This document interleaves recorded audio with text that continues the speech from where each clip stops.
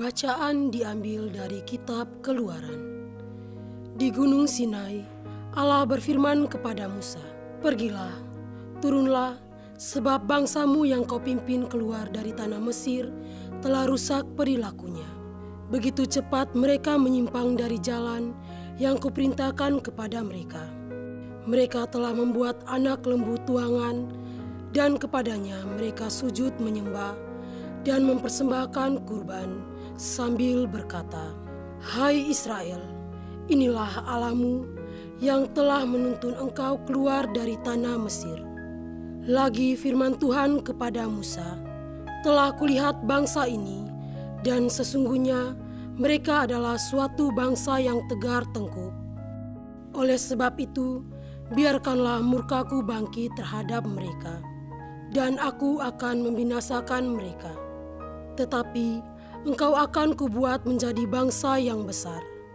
Lalu Musa mencoba melunakkan hati Tuhan Allahnya dengan berkata, 'Mengapakah Tuhan murkamu bangkit terhadap umatmu yang telah kau bawa keluar dari tanah Mesir dengan kekuatan yang besar dan dengan tangan yang kuat?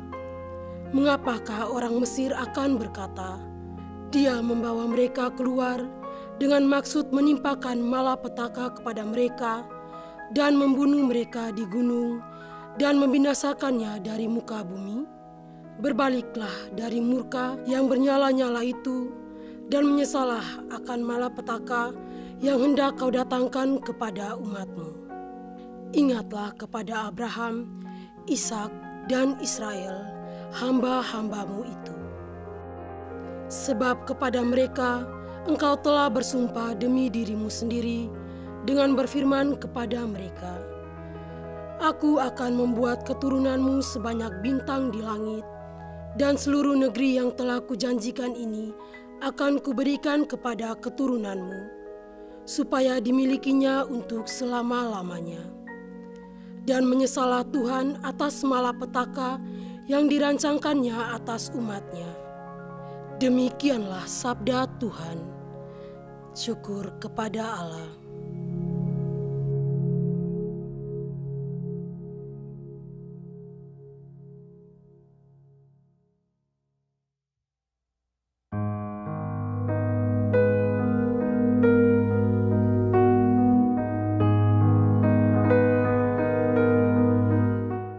Tuhan bersamamu dan bersama rohmu.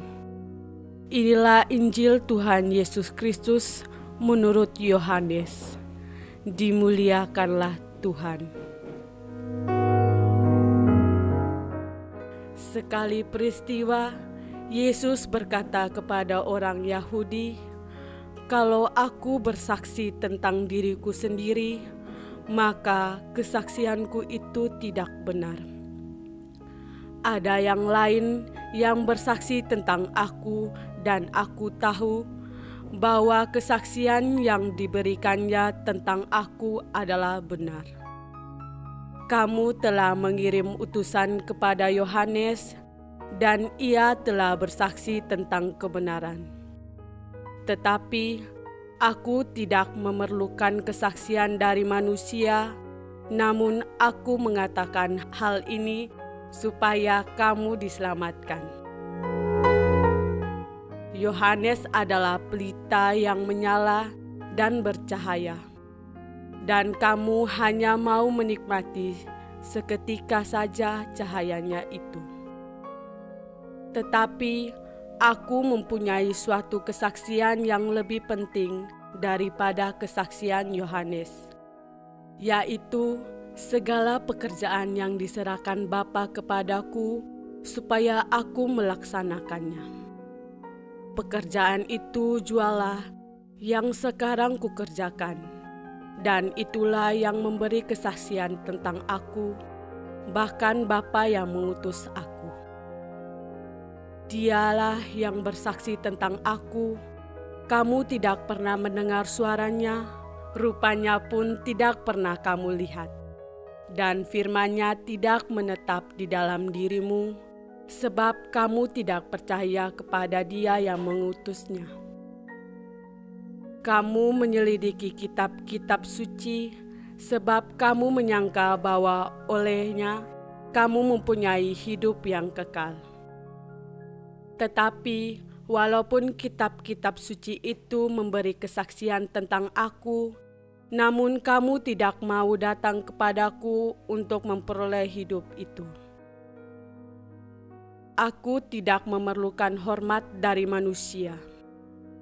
Tetapi tentang kamu, memang aku tahu bahwa di dalam hatimu, kamu tidak mempunyai kasih akan Allah. Aku datang dalam nama Bapa-Ku, dan kamu tidak menerima aku. Jikalau orang lain datang atas namanya sendiri, kamu akan menerima dia.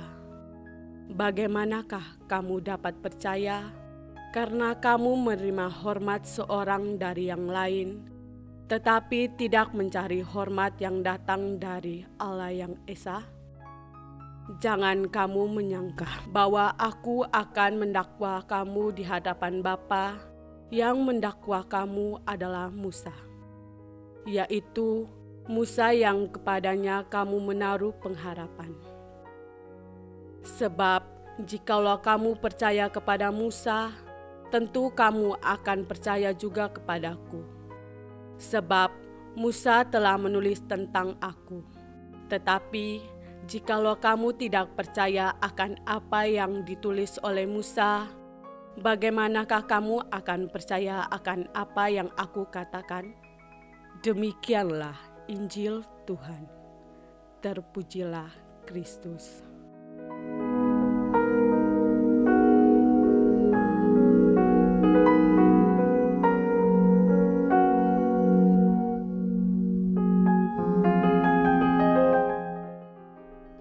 Saudara-saudari para pendengar yang terkasih, kita sering mendengar kesaksian orang tentang seseorang atau tentang sebuah peristiwa atau kejadian.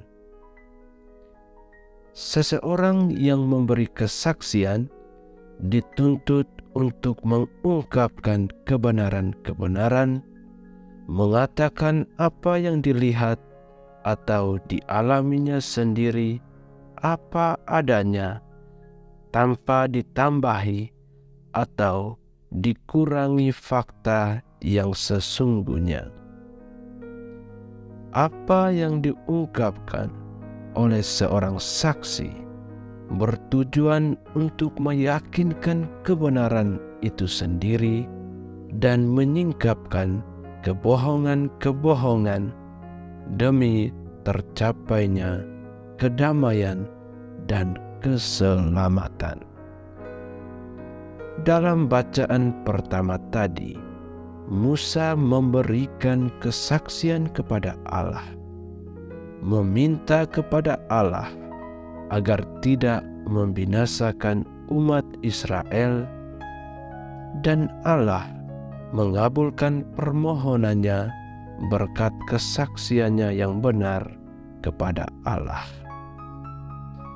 Dan dalam bacaan Injil, Yesus berbicara secara konkret tentang kesaksian, tetapi bukan kesaksian manusia, melainkan kesaksian yang ditunjukkan melalui perbuatan-perbuatan nyata sebagai pelaksanaan kehendak Allah Bapa yang mengutusnya.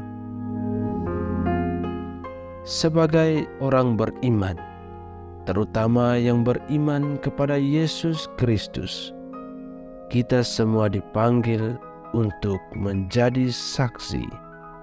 Saksi yang kita ungkapkan bukan hanya dalam kata-kata hampa, tetapi lebih pada perbuatan-perbuatan, aksi-aksi nyata yang bermakna. Kesaksian merupakan cara utama dan pertama dalam melaksanakan tugas pengutusan kita sebagai murid-murid Tuhan. Karena itu, kita yang dipilih Tuhan, baik sebagai suami istri, orang tua, harus menjadi saksi kebenaran.